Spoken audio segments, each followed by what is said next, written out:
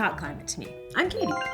I'm going to walk you through everything you need to know about the climate crisis in less time than it takes to watch an episode of Friends. Here's what we're going to cover. You'll get to know the basic science of climate change. Then we'll talk about what we need to do to fix it. And finally, we'll cover how you can be part of making it happen. Think of this as Climate 101, but instead of homework, we'll leave you with the feeling that you can actually make a difference.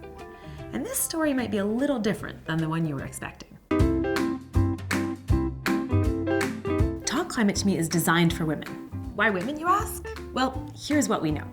Women are more worried about the climate crisis than men, but feel less confident talking about it. We also know that climate change impacts women more than men. In fact, 80% of people displaced by climate change are women and children. So women are feeling the impacts, but they're also doing the work. For example, countries with more women politicians pass more ambitious climate policies. And those countries actually have lower emissions, even when you control for things like GDP and population size. Obviously, women have lots on their plate already, and this isn't about saddling one group with the responsibility of, saving all of humanity. But women get stuff done. So, if you are a woman contemplating the climate crisis, you are needed, you are awesome, and I like your moxie. Let's do this. And if you don't identify as a woman, but you care about people and planet, we need you too. We need all hands on deck. Okay, let's start with the science. Can we explain it all in less than 1 minute? I think we can.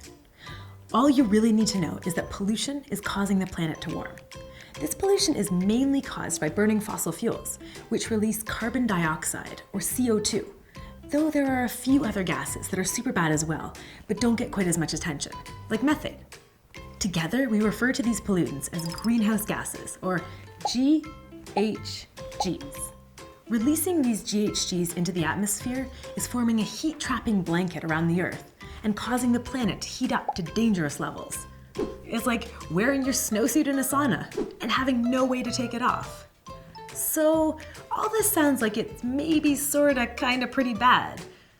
But what does it mean? I'm gonna explain all the climate science you need to know in 12 simple words, courtesy of Dr. Kim Nicholas. It's warming, it's us, we're sure, it's bad, but we can fix it. Let's break it down. It's warming. The planet has a fever. It's already 1 degree hotter than the average over the last 10,000 years. Doesn't sound like a lot, but when we get 1 degree hotter, we've got a fever. 2 degrees and we're sick, and when we're 3 or 4 degrees hotter, we're in the hospital. It's kind of the same for the planet, but unlike most human fevers, this planetary fever is not going to break on its own. It's us. 99.99% of experts agree that climate change is caused by humans. That is basically everyone. It's all the groups of scientists, the military, governments. You know how hard it is to get 3 people to agree on pizza toppings? This is the entire world in agreement. There is no debate. We're sure. We're absolutely flipping sure. We're sure of this the way we're sure the sun is going to rise in the morning. It's bad. You might have already noticed more extreme weather in the news or in your community.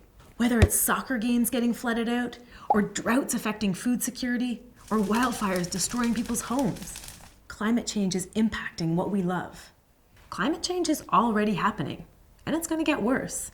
And yeah, some of it is really bad, like existentially times infinity bad. What we do this decade will decide the fate of all humanity. I know, deep breaths. But we can fix it. We have the solutions. We need to stop polluting the planet with fossil fuels and eliminate climate pollution from everything, from driving and heating our buildings to making the stuff we use and the food we eat. That sounds like a lot, and it is. But we actually know how to do this. We just need to get her done. It's a matter of collective will. We can do it. So, once more with feeling. It's warming, it's us, we're sure. It's bad, we can fix it. That's it. Embroider it on a pillow. The important part of all of this is the timeline. We know that the pollution we stop now is much more important than the pollution we stop later. Every delay means fixing it will be more expensive and more people will be harmed. If we wait too long, it will simply be too late. This is the decade where we have to move with the speed of something that moves really fast. Now, some of this might get you down. A lot of the stories we hear can leave us feeling overwhelmed and fearful of the future. But that's not the whole story. Our climate future can be one of flourishing. It's absolutely not too late. And that's the ending to the story that doesn't often get told. It goes like this. In this fateful year, we get our act together. We begin a sweeping transformation, one that sets us on the path to a climate-safe future. Communities work together on solutions to stop climate pollution and make life more comfortable. We build efficient rapid transit, insulate all our buildings, and plant a motherload of trees. This takes a lot of work, which means millions of jobs are created all over the world. The benefits of this transition ripple across landscapes: cleaner air and water, increased food security, and a safe and healthy planet. Economies flourish under this transformation because a stable climate is good for business. People realize that the transformation doesn't mean extreme discomfort or living a life without joy or Netflix. Nope. Instead, we keep what's truly important and get rid of the bad stuff that got us into this mess. And this time we get it right, centering Indigenous wisdom and the voices of historically excluded communities. We dismantle oppressive systems while eliminating fossil fuel pollution, so everyone can flourish. Lush green landscapes are no longer just for wealthy people and screensavers. They're for everyone. Cool, right? Well, it's not just a sci-fi fantasy, but an absolutely possible future, if we get our act together, like right away. We're at a crossroads. What we do now matters. We've covered the science of climate change and heard that it's warming, it's us, we're sure it's bad, but we can fix it. The ending isn't written yet. We're at a fork in the road, and it's up to us to decide which path we take. Let's dig into the impacts of the climate crisis a little bit more. Then we're going to talk about Canada's role and what we need to do, at the systems level and as regular people. Okay, so what is happening? Climate change is no longer an abstract future thing. It's already affecting growing seasons, making it harder for farmers to grow our food and to make a living. Wildfires are affecting air quality, and we're seeing weirder and wilder weather. Hello, tornadoes in places that didn't used to tornado. As the planet heats up, things are going to get worse. We'll have more extreme weather, more food insecurity, and more climate migration and conflict. All the bads. And climate change increases inequality, disproportionately affecting low-income communities. 25% of the poorest neighborhoods in Canada's urban areas are within 1 kilometer of a polluting facility. It's also increasing the disparity between rich and poor countries. The people who have contributed the least to creating this problem are experiencing the worst of it. Wealthy countries have contributed more to the climate crisis than poor ones, which is deeply unfair. Around the world, the richest 10% of people produce a staggering 50% of emissions. And if you earn $55,000 a year, that puts you in the top 10% globally, even if you don't feel rich. Of course, the goal is not to blame, but to understand how we got here, so we can get out of this mess. Let's take a look at Canada. How do you think we're doing? In your opinion, do you think that Canada is doing a good job on climate change? I don't think I'm informed enough to know that. I feel like people here are a lot more conscious, but I don't know if there's specific programs like that Canada has enforced to do something about global warming. Right. 89% of Canadians think we're doing a good job on climate. Not so much. Unfortunately, we're usually tied for highest per capita emissions. That's the amount of climate pollution created per person. We share that honor with the US and Australia. And here's a fun fact. Canadians drive the dirtiest cars in the world. Okay, sure, we pollute a lot per person, but not a lot overall, right? I mean, we're a small country. Well, actually, we're one of the top 10 polluters in the world. That's not a top 10 list I want to be part of. Even worse, we're the only G7 country where emissions are actually going up. Now, sometimes people say, so what? What about China? What we do here in Canada doesn't even matter. Well, think of it this way. We're all in a boat that's sinking. China's pail is bigger and they're not bailing as quickly as we'd like. But does that mean we stop bailing? Of course not. Canada's bucket is smaller, but we need every last bit of water scooped out if we want to sail safely into the future. So how do we do our part here in Canada? First, we have to understand where our pollution comes from. Our biggest pollution sectors are oil and gas and transportation, at about 25% each. That's half our total emissions. So to fix this, we need to wind down fossil fuel production, stat, and we need to get rid of climate pollution from transportation. But we also need to get rid of pollution from heating and cooling our buildings and the food we eat. The fancy term for this is decarbonization, taking the carbon out of doing things. So how do we decarbonize in Canada? Well, we have to stop the pollution by winding down fossil fuels. Then we need to adapt our towns and cities so we can live our lives without polluting. How? By providing great alternatives so we can leave our cars at home and find everything we need within a 15-minute trek. It means retrofitting our buildings so they're cozy and super energy efficient. And finally, we need to work with nature to absorb carbon and make our food systems more sustainable. Basically, we need to do all the things. So how do we do that? Let's talk about making change. Specifically, let's talk about what needs to change at the systems level, the big picture, so we can all thrive in a healthy world. And then we'll talk about how we can make it happen. At the systems level, we need a few key things, but it's easiest to understand them with an example. So let's use electric vehicles to explain. We need a price on carbon to make high pollution goods more expensive. This means that as the price of gas goes up, EVs become the cheaper option. We need incentives and regulations to make the shift fair and affordable for everyone. This means electric vehicle subsidies to help encourage people to make the switch. And we need accountability. The government has said that they want half of all new vehicles sold to be EVs by 2030. We need to hold them accountable to their goals because climate targets are ones we can't afford to miss. Of course, we could do all the things to fix the climate, but still live in a world that's deeply unfair, which is why it's not just the what we need to do, but how we need to do it. We need an intersectional approach to these structural changes. That means we're thinking not only about reducing climate pollution, but about increasing fairness. This transition must bring everyone along, especially those that have been excluded from power, from women to the global south to Indigenous people everywhere. Did you know Indigenous people make up 5% of the world's population, but protect 80% of its biodiversity? Or that countries with more women in government pass more ambitious climate legislation? What does this tell us? We need everyone at the table, from the top down and the bottom up.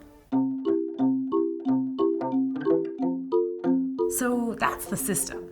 What about the role of the individual? No, it's not up to you to solve climate change on your own. You're just one wonderful person with a great smile. But you're powerful, and the things in your life that you can change are meaningful. The idea that individuals can't do things to help in this crisis is not true, totally disempowering, and a denial tactic put forth by those who want to maintain the status quo. The thing to keep in mind is that while we need the government to enact policies that will make this stuff happen really, really fast, we as citizens, individuals, circus artists, Celine Dion fans, we have power too. We can start swapping out the big polluting things for cleaner alternatives wherever we can. Did you know that 45% of emissions come under household control? Meaning they come from how we heat our homes, how we get around, what we eat, and the stuff we buy. That's a lot of room for people to make change. To be clear, it's not about focusing on the tiny, but still great tweaks like swapping straws and bringing reusable mugs. Did you know taking a one-way flight to the UK is about equivalent to 10,000 plastic water bottles? Focus on the things that will really bring your emissions down. The importance of taking climate action is magnified by the fact that your friends and neighbors see what you're doing, and they take action too. Here's how that works. Did you know that 91% of Canadians say they care about climate change? That's huge. But here's a funny thing. Ask them if their neighbors care, and they're not so sure. While almost 60% of Canadians say they've made changes to be more environmentally friendly, only 30% think their neighbors have. We asked people why talking about climate is so hard. Here's what one person told us. Why do you think people don't like to talk about climate change? Maybe they don't know about that. Because they don't know. Maybe they don't care about that. I think it's second one. If we don't see that people care, We think they don't. Which is why we need to show as individuals that we care about people and planet, and that we're taking action for the climate in our homes and communities. For example, let's say you switch from a natural gas furnace to a heat pump to heat your home. This not only reduces your emissions, but it shows your friends and neighbors that this is a totally normal, doable thing. This is social influence at work. Studies have shown that people are more likely to get solar panels when their neighbors have them. This doesn't mean that all your friends will rush out and install a heat pump tomorrow, unless you're like really cool. But you may get them curious. We're social creatures, highly influenced by those around us, even when we don't think we are. I mean, why do you think you wore those acid-wash jeans in grade 8?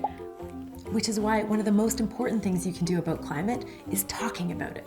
Talk about why you care. Talk about what you're doing and what you're advocating for.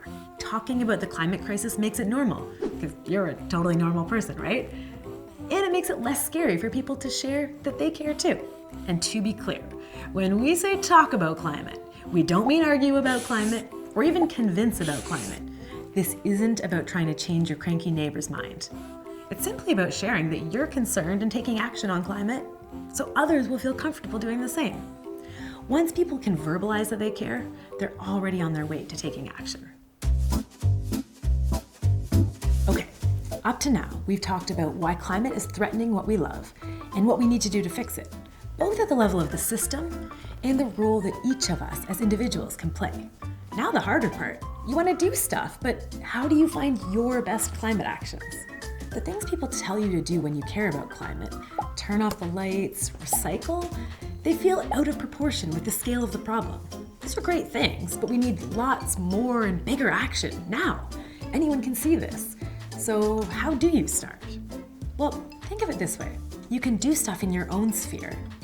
You can be a role model for others, and you can get political. We like to think of this as your personal space, your public space, and your political space. Let's walk through a few examples of each. In your personal space, we've already explored how individual action won't solve the climate crisis by itself. But unpacking where pollution shows up in your life can help you make a meaningful dent in reducing it. To learn about your own impacts, you can measure your carbon footprint. Go to Project Neutral to calculate your climate impacts. Once you know where you stand, what are the big things you can tackle in your personal space to bring emissions down? One simple idea: fleet, heat, meet, repeat. Fleet is how you move around. Can you leave the car at home when you're running errands? Or swap a long-distance flight with a local getaway? Heat is all about burning fossil fuels in your home. Can you replace your gas furnace with a heat pump? Meat. Can you reduce or eliminate red meat? Focus on these big buckets and don't sweat the small stuff. Your public space is where you talk about all the cool stuff you're doing, because that makes your impact even bigger. Remember how people are more likely to get solar panels when they see them on their neighbor's house? This is where you take your actions and ripple them out. And it's about activating your community. Think about all the networks you're tapped into, at work, at school, at pickleball. From walk to school campaigns to solar panels on the roof of your church or temple. This stuff is local, but really, really huge. You can also work it at work. Can you get your office management to turn down the temperature from Arctic cold to gentle tundra? Ask about your company's climate commitments. This can snowball into real organizational change. Just remember, your people listen to what you have to say. Finally, you can make change at the political level. Big systems change when millions of people put pressure on them. Just be part of that. Governments have the power to move swiftly and decisively on climate. And there are people behind these institutions, people we know can be moved. Remember, we need governments to wind down fossil fuels, put a price on pollution, and regulate industry and incentivize clean alternatives across all sectors. And do this through the lens of climate justice and equity. One of the most powerful things you can do is advocate for change at this level. How? Vote, speak up, and join in. You don't have to reinvent the wheel here. Join groups and organizations pushing for better climate policy and action. When you write to an elected leader, you speak for hundreds of others who feel the same way, but don't take the time. So that's it. You can make change in your personal space, your public space, and your political space. We gave you a few examples from each of these levels. Did any of them catch your attention? If so, follow that thread. Once you get into it, you start to see there are already millions of people who are working on this, and the momentum is building. So many of us want to live in a healthy, flourishing, equitable world. And we have all the solutions. We just need to keep pushing together to make it happen.